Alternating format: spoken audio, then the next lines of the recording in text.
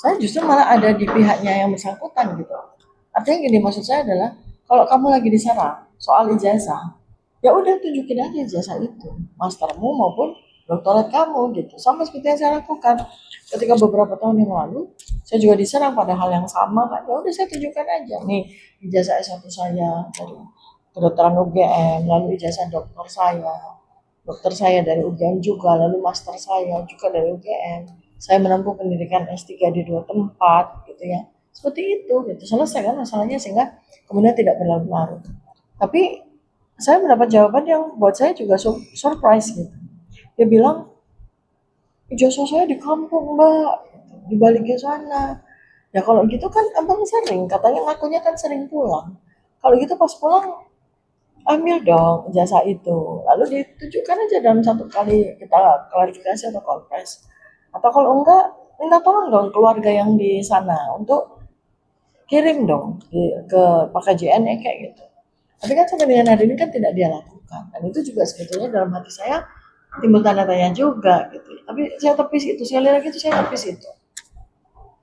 Lalu kemudian sejalan waktu juga ya, kalau kita lagi bahas tentang serangan-serangan Andi Azwan kepada dia terkait dengan bahasa Jepang itu, dia bilang bahwa kalau di sana kan saya ikut yang international program, jadi nggak perlu harus bisa bahasa Jepang misalnya gitu.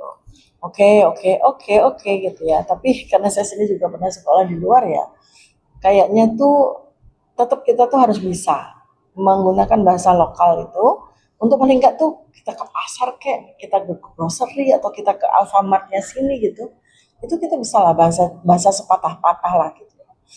Seperti juga yang terjadi pada saya waktu saya beberapa kali sekolah di luar negeri gitu ya, paling enggak kan saya harus bisa bahasa native gitu kan. Nah itu dia nggak respon gitu ya, dia nggak respon ketika saya tanya. Ya paling enggak kan bisa bahasa Jepang dikit-dikit dong, saya bilang. Tapi dia nggak merespon. Bagi saya itu aneh dan semakin mempertebal sebetulnya itu curigaan saya. Tapi balik-balik ya kan ya, namanya kita satu tim ya, udahlah kita tepis kecurigaan tersebut. Lalu ada yang sampai sekarang itu masih bertalu-talu dalam ingatan saya tuh tentang apa yang disampaikan. Ini saya katakan ini disclaimer ya bahwa ketika saya bertemu dengan yang bersangkutan itu selalu ada saksi ya. Jadi saya tidak sendiri, selalu ada saksi. Selalu ada saksi, atau artinya saya tidak pernah bicara berduaan aja. Jadi apa yang saya sampaikan ini ada saksinya.